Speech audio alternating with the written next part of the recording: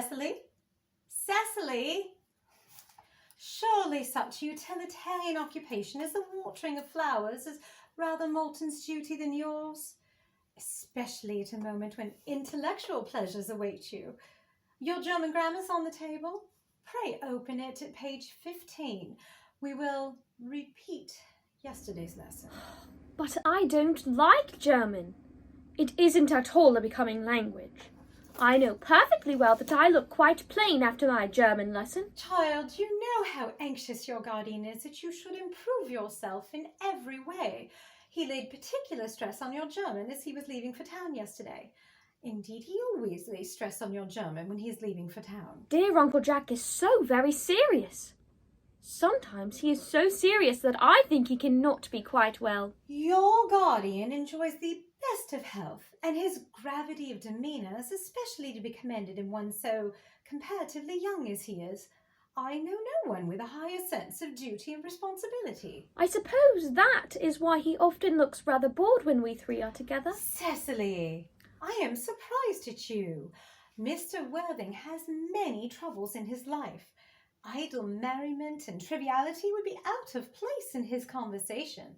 And you must remember his constant anxiety about that unfortunate young man, his brother. Oh, I wish Uncle Jack would allow that unfortunate young man, his brother, to come down here sometime. We might have a good influence over him, Miss Prism. I know you certainly would. You know, German and geology and things of that kind influence a young man very much. I do not think that even I could produce any effect on a character that, according to his own brother's admission, is irretrievably weak and vacillating. Indeed, I am not sure I should desire to reclaim him. As a man so let him read. You must put away your diary, Cecily.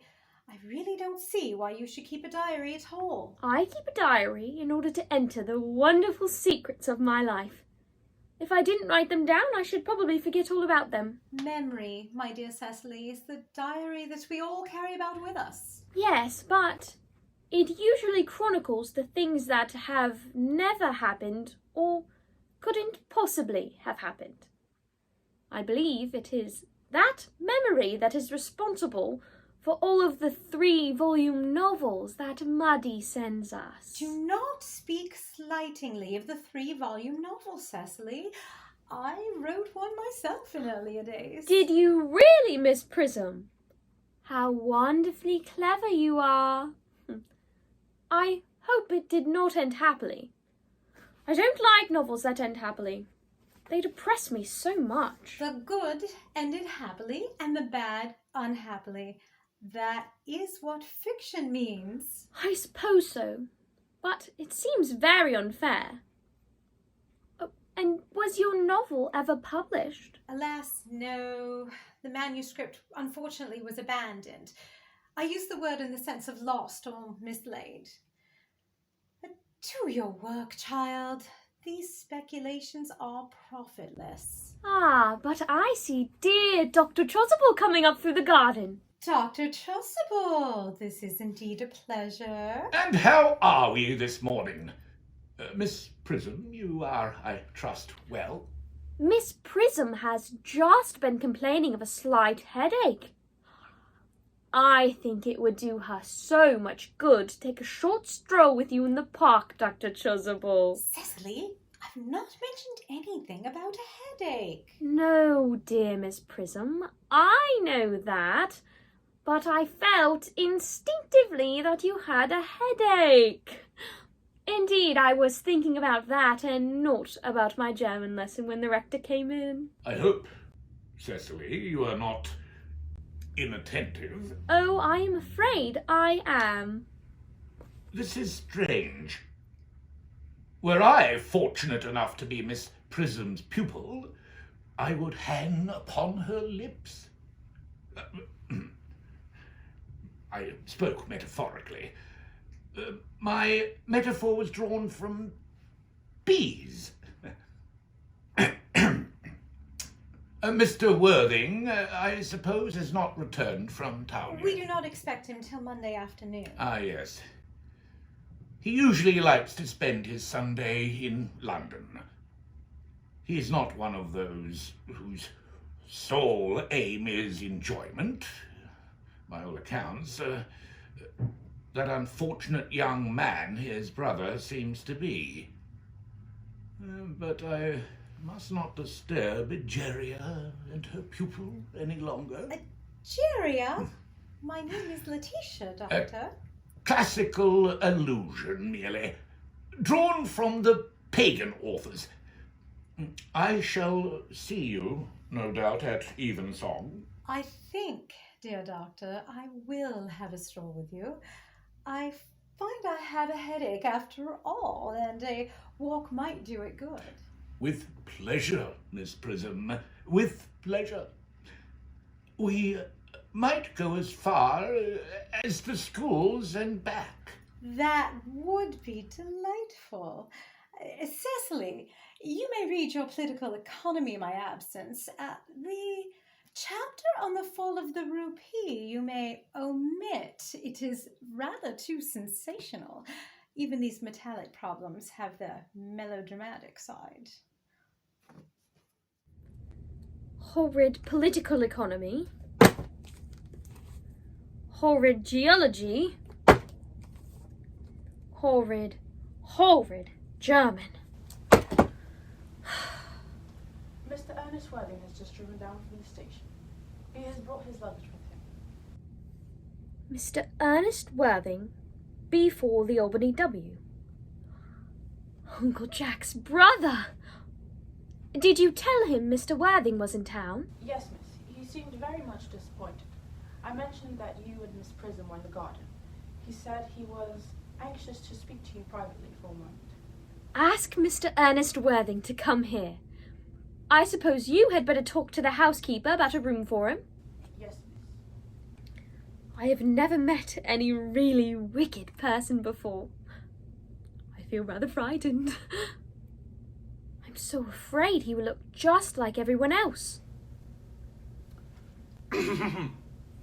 He does. You are my little cousin Cecily, I'm sure. You are under some strange mistake. I am not little. In fact, I believe I am more than usually tall for my age. But I am your cousin Cecily.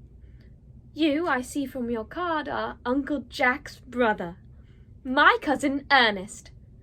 My wicked cousin Ernest. Oh, I'm not really wicked at all, cousin Cecily. You mustn't really think that I'm wicked. If you are not, then you have certainly been deceiving us all in a very inexcusable manner. I hope you have not been leading a double life, pretending to be wicked and being really good all the time. That would be hypocrisy. Of course, I have been rather reckless. I am glad to hear it. In fact, now you mention the subject, I have been very bad in my own small way. I don't think you should be so proud of that, though I am sure it must have been very pleasant. It is much pleasanter being here with you. I can't understand how you are here at all. Uncle Jack wouldn't be back till Monday afternoon. Oh, that is a great disappointment. I'm obliged to go up by the first train on Monday morning. I have a business appointment that I'm anxious to miss. Couldn't you miss it anywhere but in London? No, the appointment is in London. Well, I know, of course, how important it is not to keep a business engagement if one wants to retain any sense of the beauty of life, but I still think you had better wait until Uncle Jack arrives. I know he wants to speak to you about your emigrating. About my what? Your emigrating. He has gone up to buy your outfit. I certainly wouldn't let Jack pick out my outfit. He has no taste in neckties at all. I don't think you will require neckties. Uncle Jack is sending you to Australia. Australia? I'd sooner die. Well, he said at dinner on Wednesday night that you would have to choose between this world, the next world, or Australia. Oh, well. The accounts I've received of Australia, and the next world, are not particularly encouraging. This world is good enough for me, cousin Cecily.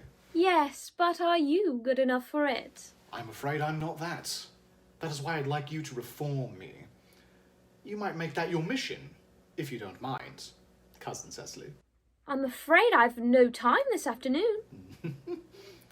Well, would you mind me reforming myself this afternoon? It is rather quixotic of you, but I think you should try. I will. I feel better already. You are looking a little worse. That is because I'm hungry.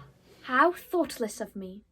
I should have remembered that when one is going to lead an entirely new life, one requires regular and wholesome meals. Won't you come in? Thank you. Might I have a buttonhole first? I never have any appetite unless I have a buttonhole first. A Marischal Neal? No, I sooner have a pink flower. Why? Because you are like a pink flower, Cousin Cecily. I don't think it can be right for you to talk to me like that. Miss Prism never says such things to me.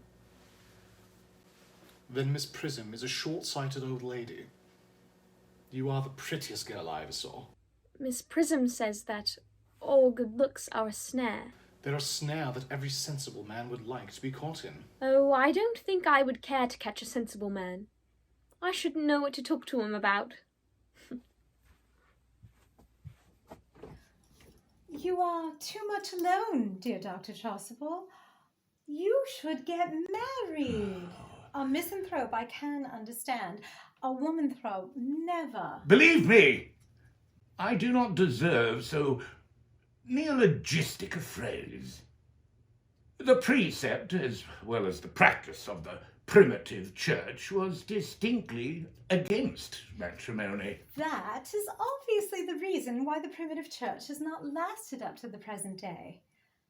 And you do not seem to realize, dear doctor, that by persistently remaining single, a man converts himself into a permanent public temptation.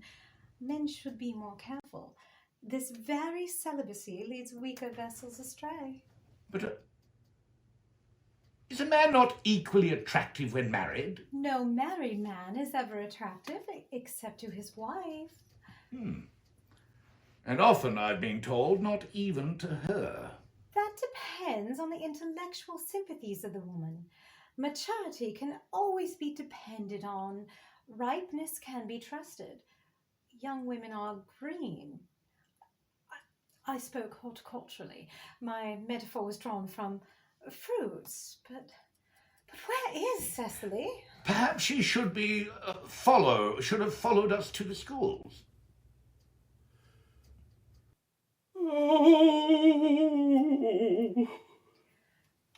Mr. Worthing! This is indeed a surprise. We did not look for you till Monday afternoon. I have returned sooner than I expected. Dr. Chasuble, I hope you are well. Dear Mr. Worthing, I trust this garb of woe does not betoken some terrible calamity. My brother. More shameful debts and extravagance. Still leading his life of pleasure. Dead. Your brother, Ernest, dead? Quite dead. What a lesson for him. I trust he will profit by it. Mr. Worthing, I offer you my sincere condolence. You have at least the consolation of knowing that you were always the most generous and forgiving of brothers. Poor Ernest. He had many faults, but this is a sad, sad blow. Very sad indeed. Were you with him at the end? No. He died abroad. In Paris, in fact. I received a telegram last night from the manager of the Grand Hotel. Was the cause of death mentioned? A severe chill, it seems. As a man sows, so shall he reap. Charity, dear Miss Prism. Charity. None of us are perfect. I myself am peculiarly susceptible to drafts. Will the interment take place here? No. He seems to have expressed a desire to be buried in Paris. In Paris? I fear that hardly points to any very serious state of mind at the last.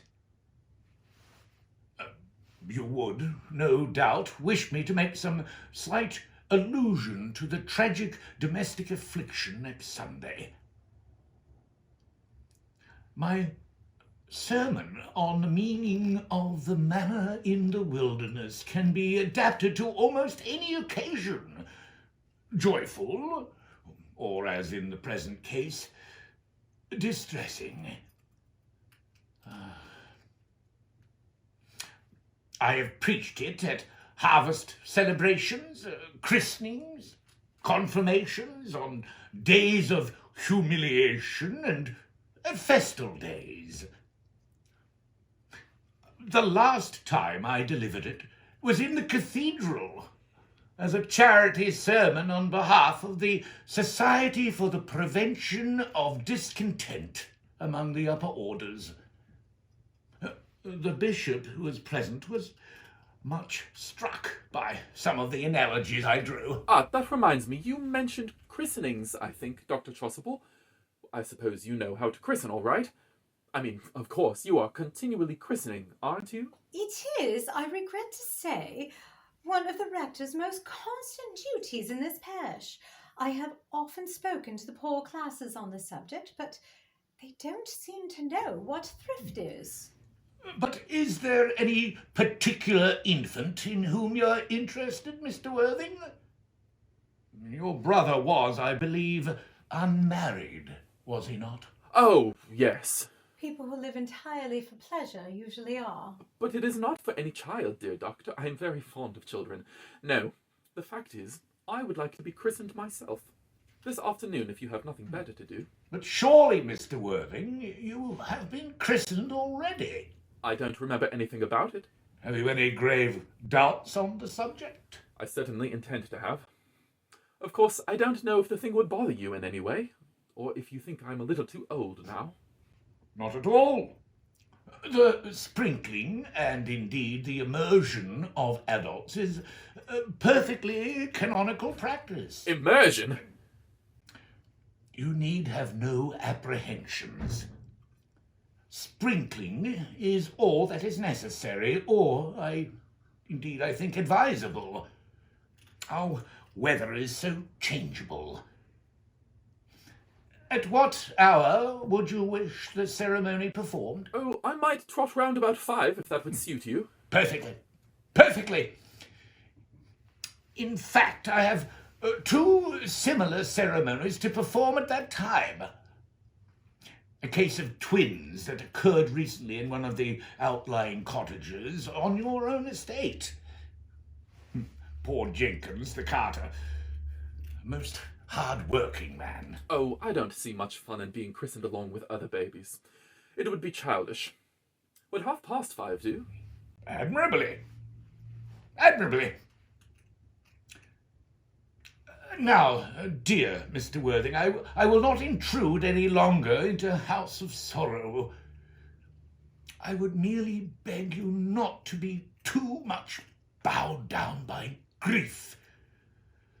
What seems to us bitter trials are often blessings in disguise. This seems to me a blessing of an extremely obvious kind. Uncle Jack!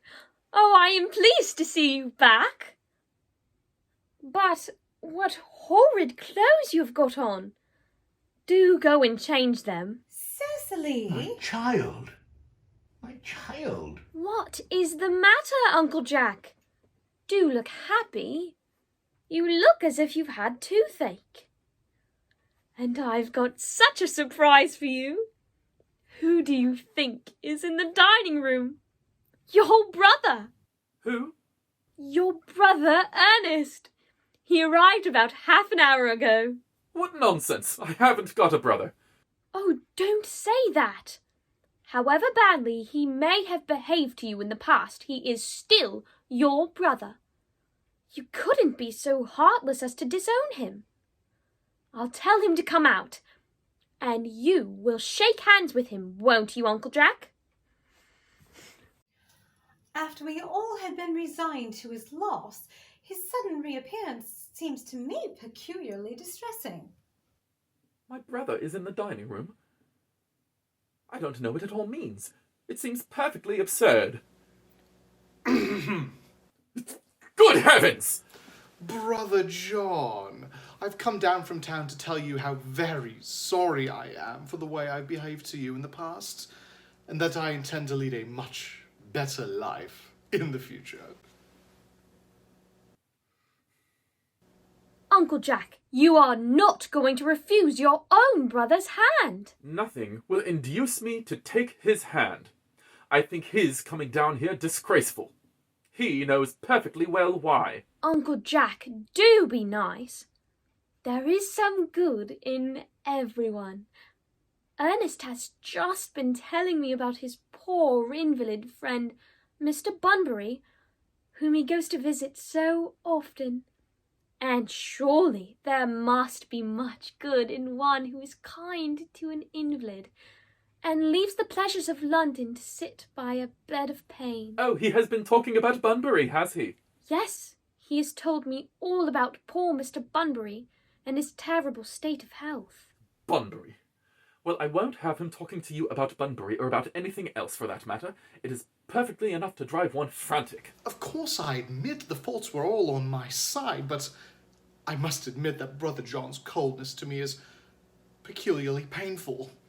I was expecting a much more enthusiastic welcome, especially considering it's the first time I've ever been here. Uncle Jack, if you don't shake hands with Ernest, I will never forgive you. Never forgive me? Never, never, never. Well, this is the last time I shall ever do it. It is pleasant, is it not, to see so perfect a reconciliation. I think we might leave the two brothers together. Cecily, you will come with us? Certainly, Miss Prism. My little task of reconciliation is over. You have done a beautiful action today, dear child. We must not be premature in our judgments. I feel very happy. You young scoundrel, Algy. You must get out of here as soon as possible. I don't allow any Bunburying here. I have put Mr. Ernest's things in the room next to yours, sir. I suppose that is all right. What? Mr. Ernest's luggage, sir.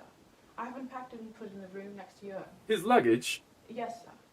3 portmanteaus, a dressing case, 2 hat boxes, and a large luncheon basket. I'm afraid I can't stay more than a week this time. Merriman, order the dog cart at once. Mr. Ernest has been suddenly called back to town. Yes, sir. What a fearful liar you are, Jack. I haven't been called back to town at all. Yes, you have. I haven't heard anyone call me. Your duty as a gentleman calls you back. My duty as a gentleman has never interfered with my pleasures in the smallest degree. I can quite understand that. Well, Cecily is a darling. You are not to talk of Miss Cardew like that. I don't like it. Well, I don't like your clothes. You look perfectly ridiculous in them. Why on earth don't you go up and change? It is perfectly childish to be in deep mourning for someone who's staying for a whole week in your house as a guest. I call it grotesque. You are certainly not staying with me for a week as a guest or anything else. You have got to leave. By the 4:05 train. I certainly won't leave you so long as you are in mourning. It would be most unfriendly. If I were in mourning, you'd stay with me, I suspect. I'd consider it very unkind if you didn't. Well, will you go if I change my clothes? Yes, if you were not too long. I've never seen anyone take so long to change with such little results. Well, at any rate, it is better than being always overdressed as you are. If I am occasionally a little overdressed, I make up for it by being immensely overeducated. Your vanity is ridiculous, your conduct an outrage, and your presence in my garden is utterly absurd. However, you have got to catch the 4:05, and I hope you have a pleasant journey back to town. This Bunburying, as you call it, has not been a great success for you. I think it has been a great success. I'm in love with Cecily, and that is everything. But I must see her again before I go, then make arrangements for another Bunbury. Ah, there she is. Oh, I merely came back to water the roses. I thought you were with Uncle Jack. He's gone to order the dog cart for me. Oh, is he going to take you for a nice drive? He's going to send me away. Then have we got to part? I'm afraid so. It is a very painful parting. It is always painful to part from people whom one has known for a very brief space of time. The absence of old friends one can endure with equanimity, but even a momentary separation from anyone to whom one has just been introduced is almost unbearable. Thank you. The dog cart is at the door, sir. It can wait, Merriman, for 5 minutes? Yes, miss. I hope, Cecily, that I shall not offend you if I state quite frankly and openly that you seem to me to be in every way the visible personification of absolute perfection. I think your frankness does you great credit, Ernest. If you will allow me, I will copy your remarks into my diary. Do you really keep a diary? I'd give anything to look at it, may I? Oh, no. You see, it is simply a very young girl's record of her own thoughts and impressions, and consequently meant for publication. When it appears in volume form, I hope you will order a copy. But pray, Ernest, don't stop. I delight in taking down from dictation. I have reached absolute perfection. You can go on. I'm quite ready for more. Oh, don't cough, Ernest. When one is dictating, one should speak fluently and not cough. Besides, I don't know how to spell a cough. Cecily, ever since I first looked upon your wonderful and incomparable beauty, I have dared to love you wildly, passionately, devotedly, hopelessly. I don't think that you should tell me that you love me wildly, passionately, devotedly, hopelessly. Hopelessly doesn't seem to make much sense, does it? Cecily! The dog cart is waiting, sir. Tell it to come round next week at the same hour. Yes, sir. Uncle Jack would be very much annoyed if he knew you were staying on until next week at the same hour. Oh, I don't care about Jack. I don't care for anybody in the whole world but you. I love you, Cecily. You will marry me, won't you? You silly boy. Of course. Why, we have been engaged for the last 3 months. For the last 3 months? Yes. It will be exactly 3 months on Thursday. But how did we become engaged? Well, ever since dear Uncle Jack first confessed to us that he had a younger brother who was very wicked and bad, you, of course, have formed the chief topic of conversation between myself and Miss Prism. And of course, a man who is much talked about is always very attractive. One feels there must be something in him after all. I dare say it was foolish of me, but I fell in love with you, Ernest. Darling. And when was the engagement actually settled? On the 14th of February last. Worn out by your entire ignorance of my existence, I determined to end the matter one way or the other, and after a long struggle with myself, I accepted you under this dear old tree here. The next day, I bought this little ring in your name. And this is the little bangle with the true lover's knot I promised you always to wear. Did I give you this? Yes, you've wonderfully good taste, Ernest. It's the excuse I've always given for your leading such a bad life. And this is the box in which I keep all your dear letters. My letters? But my own sweet Cecily, I've never written you any letters. You need hardly remind me of that, Ernest. I remember only too well that I was forced to write your letters for you. I wrote always, 3 times a week, and sometimes oftener. Oh, do let me read them, Cecily. Oh, I couldn't possibly. They would make you far too conceited. The 3 you wrote me after I had broken off the engagement are so beautiful, and so badly spelled that even now I can hardly read them without crying a little. But was our engagement ever broken off? Of course it was. On the 22nd of last March. You can see the entry if you like.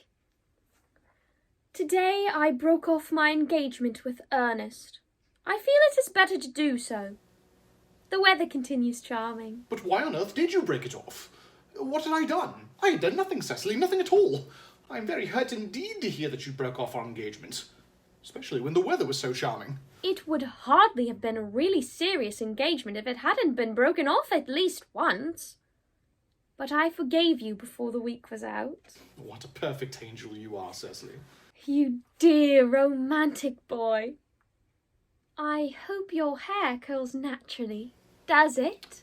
Yes, darling. With a little help from others. I am so glad. You'll never break off our engagement again, will you, Cecily? I don't think I could break it off now that I have actually met you. Besides, of course, there is the question of your name. Yes, of course. You must not laugh at me, darling, but it has always been a girlish dream of mine to love someone whose name was Ernest. There is something in that name that seems to inspire absolute confidence. I pity any poor married woman whose husband is not called Ernest. But my own dear, sweet child, do you mean to say that you could not love me if I had some other name? But what name? Oh, any name you like. Algernon, for instance? But I don't like the name of Algernon. Well, my own dear, sweet, loving little darling, I really don't see why you should object to the name of Algernon.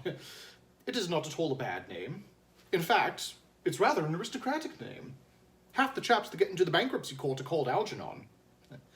But really, Cecily, if I were called Algie, couldn't you love me? I might respect you, Ernest. I might admire your character, but I fear that I should not be able to give you my undivided attention.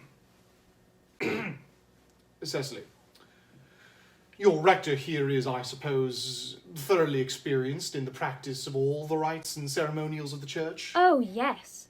Dr. Chasuble is a most learned man. He has never written a single book, so you can imagine how much he knows. I must see him at once on a most important christening. Most important business. Oh! I shan't be away more than half an hour. Considering that we have been engaged since February the 14th, and that I have only met you today for the first time, I think it is rather hard that you should leave me for so long a period as half an hour. Couldn't you make it 20 minutes? I'll be back in no time. What an impetuous boy he is. I like his hair so much. I must enter his proposal into my diary. Miss Fairfax has just called to see Mr. Worthing. On very important business, Miss Fairfax states. Isn't Mr. Worthing in his library? Mr. Worthing went over in the direction of the rectory some time ago. Pray, ask the lady to come out here. Mr. Worthing is sure to be back soon. And you can bring tea. Yes, Miss Fairfax. I suppose one of the many good elderly women who are associated with Uncle Jack in some of his philanthropic work in London. I don't quite like women who are interested in philanthropic work. I think it is so forward of them. Miss Fairfax. So this would be my stare. Pray, let me introduce myself to you. My name is Cecily Cardew. Cecily Cardew. What a very sweet name. Something tells me that we are going to be great friends.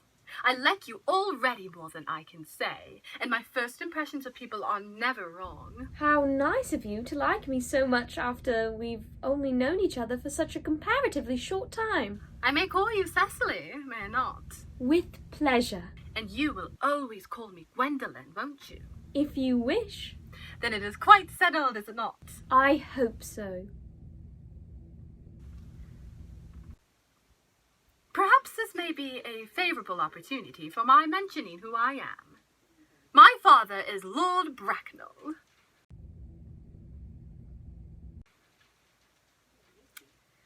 You have never heard of Papa, I suppose? I don't think so.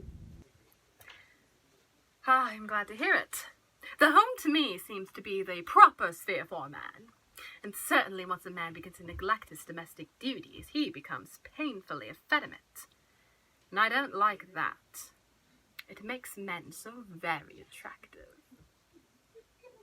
Cecily, Mamma, whose views on education are remarkably strict, has brought me up to be extremely short-sighted. It is part of her system. So do you mind my looking at you through my glasses? Oh, not at all, Gwendolen. I am very fond of being looked at. You are here on a short visit, I suppose. Oh, no. I live here. Really? Your mother, no doubt, or some female relative in advanced years resides here also. Oh, no. I have no mother, nor, in fact, any relations. Indeed? My dear guardian, with the assistance of Miss Prism, has the arduous task of looking after me.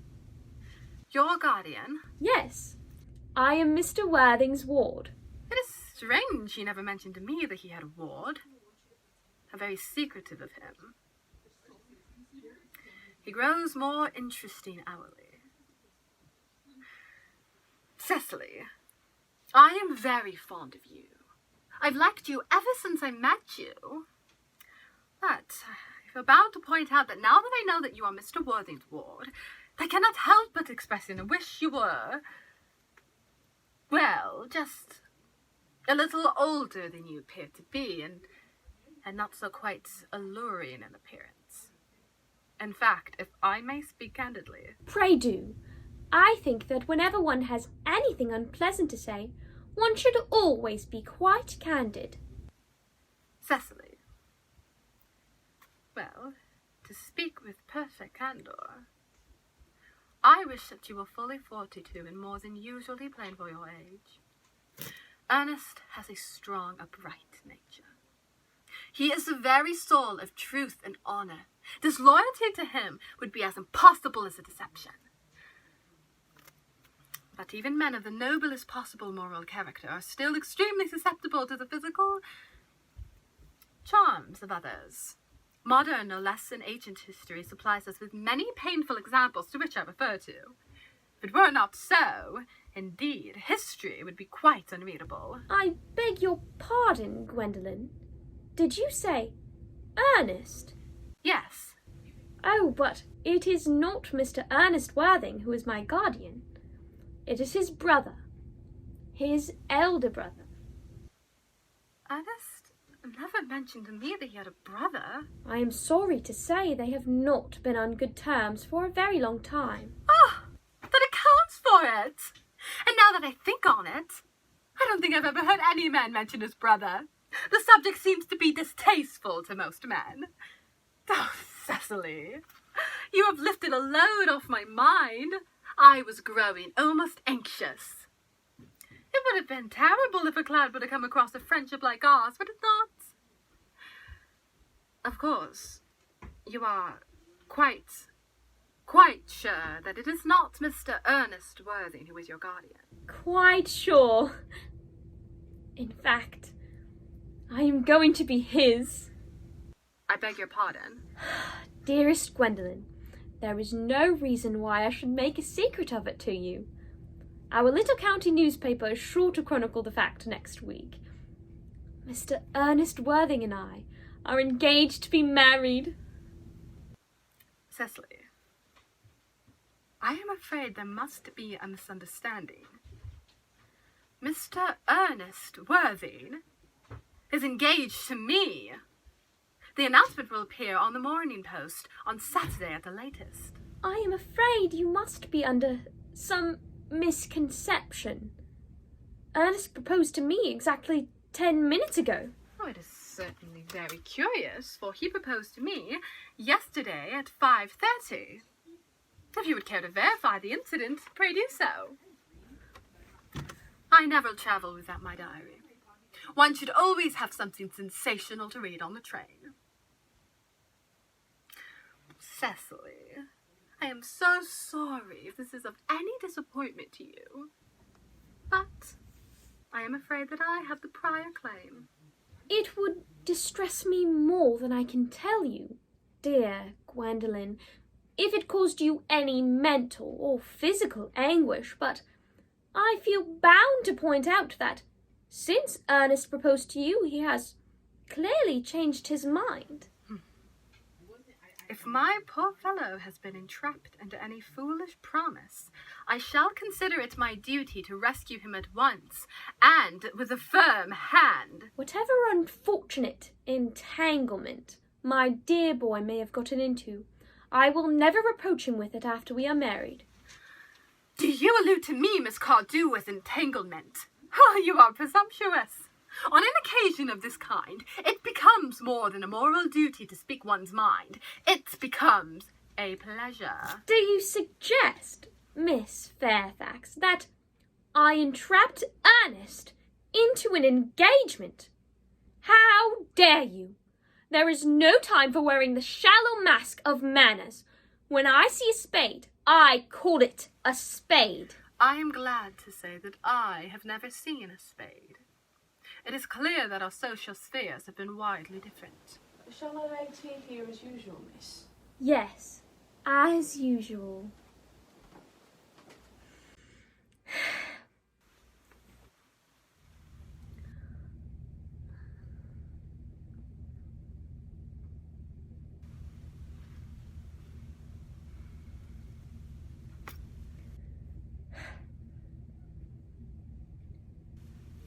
Are there many interesting walks in the vicinity, Miss Cardew? Oh, yes, a great many.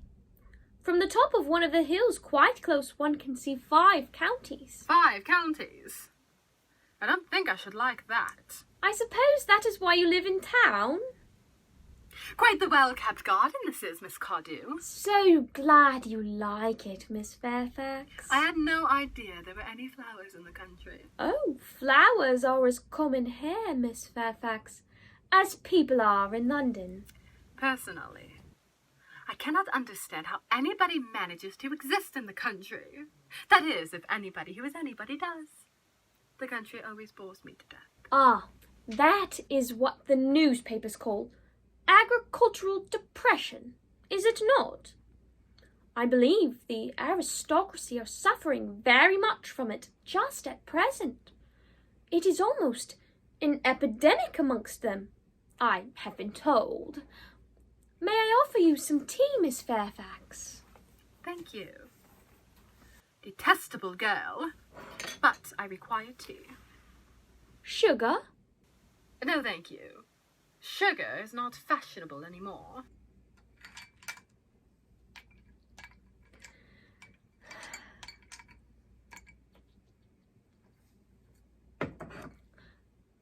Cake or bread and butter? Bread and butter, please. Cake is rarely seen in the best houses nowadays.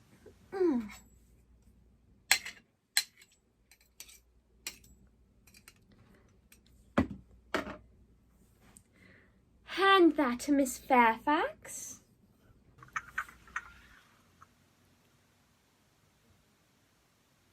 Ah! You have filled my tea with lumps of sugar!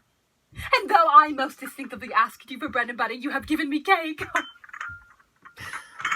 I am known for the gentleness of my disposition and the extraordinary sweetness of my nature, but I warn you, Miss Cardew, you may have gone too far. To save my poor, innocent, trusting boy from the machinations of any other girl, there are no lengths to which I would not go. Since the moment I met you, I distrusted you. I felt you were false and deceitful.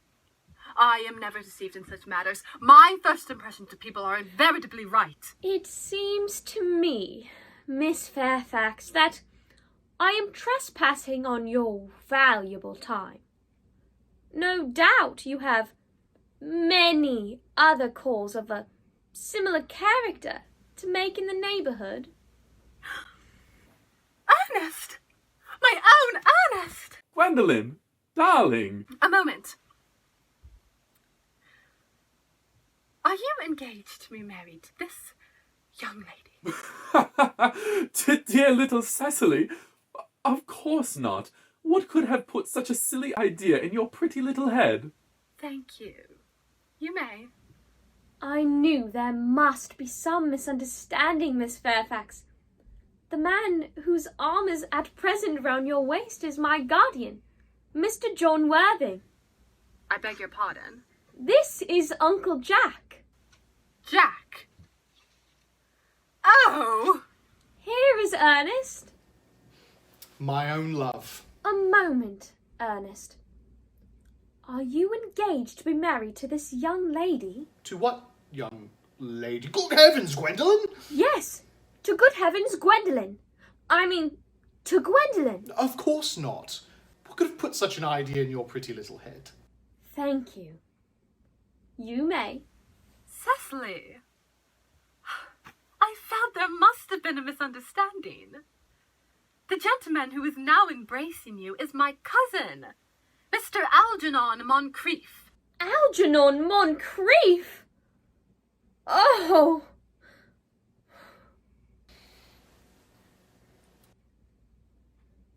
Are you called Algernon? I cannot deny it. Oh. Is your name really John?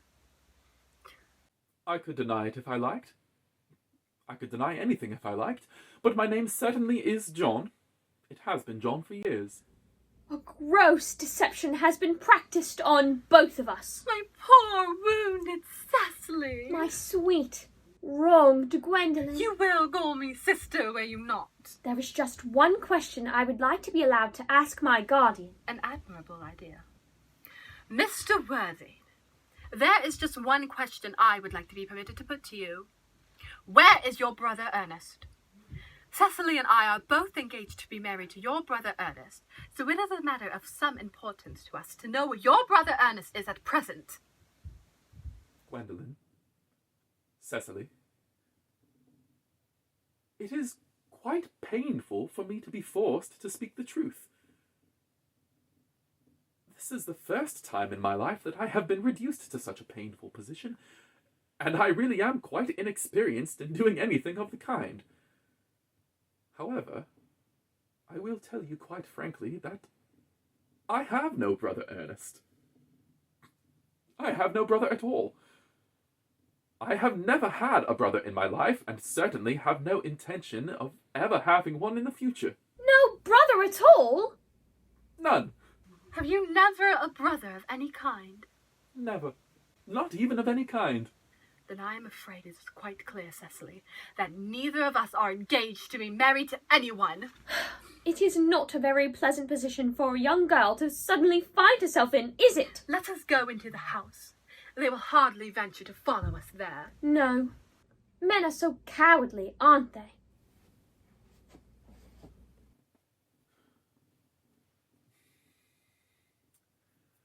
This ghastly state of things is what you call bunburying, I suppose.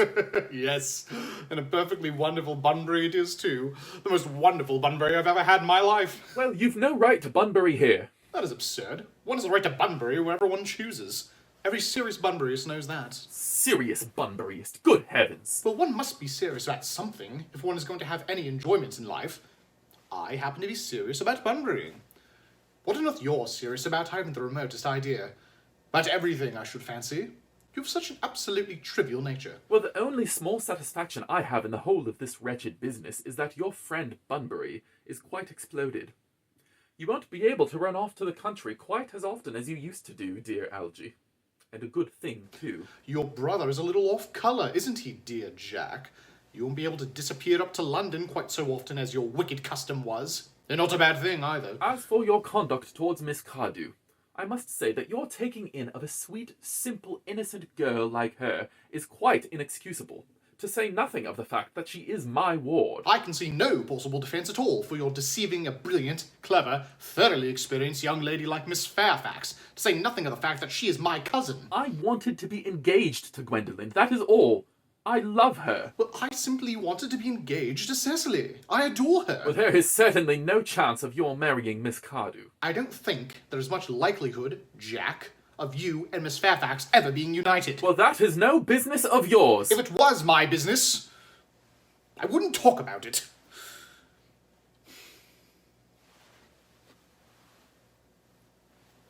It is very vulgar to talk about one's business.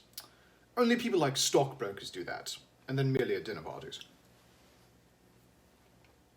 How you can sit there calmly eating muffins when we are in this horrible business, I can't make out. You seem to me to be perfectly heartless. Well, I can't eat muffins in an agitated manner. The butter would probably get all over my cuffs. One must always eat muffins quite calmly. It is the only way to eat them. I say it's perfectly heartless you're eating muffins at all under the circumstances. When I'm in trouble, eating is the only thing that consoles me. Whenever I'm in any really great trouble, as anyone who knows me intimately will tell you, I refuse everything except food and drink.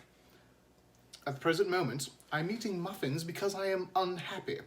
Besides, I'm particularly fond of muffins. Well, that is no reason you should be eating them all in that greedy way. I wish you'd have the tea cake instead. I don't like tea cake. Good heavens, I suppose a man may eat his own muffins in his own garden. But you have just said it was perfectly heartless to eat muffins. I said it was perfectly heartless of you under the circumstances. That is a very different thing. That may be. But the muffins are the same. Algy, I wish to goodness you would go. You can't possibly ask me to go without having some dinner. It's absurd. I never go without my dinner. No one ever does, except for vegetarians and people like that. Besides, I've just made arrangements with Dr. Chasuble to be christened under the name of Ernest at 5:45. My dear fellow, the sooner you give up that nonsense, the better. I made arrangements this morning with Dr. Chasuble to be christened myself at 5:30, and I naturally will be taking the name of Ernest. Gwendolen would wish it. We can't both be christened Ernest. That would be absurd. And besides, I have a perfect right to be christened if I like. There is no evidence at all that I have ever been christened by anybody, and I should find it extremely probable that I never was, and so does Dr. Chasuble. It is entirely different in your case. You have been christened already. Yes, but I've not been christened for years. Yes, but you have been christened. That's the important thing. Quite so. So I know my constitution can stand it. If you're not quite sure about your ever having been christened, I say it's very dangerous you're venturing on it now. It might make you very unwell. You need hardly forget someone very closely connected with you was nearly carried off this week in Paris by a severe chill. Yes, but you said yourself that a severe chill is not hereditary. It used to be, I know, but I dare say it is now. Science is always coming up with wonderful improvements and things. Oh, that is nonsense! You are always talking nonsense. Jack, you're at the muffins again. I wish you wouldn't. There are only 2 left, and I told you I was particularly fond of muffins. But I hate tea cake. Why on earth then do you allow tea cake to be served up in your garden to your guests? What ideas you have about hospitality? Algernon, I have already told you. I don't want you here. Why don't you go? I haven't quite finished my tea yet. And there is still 1 muffin left.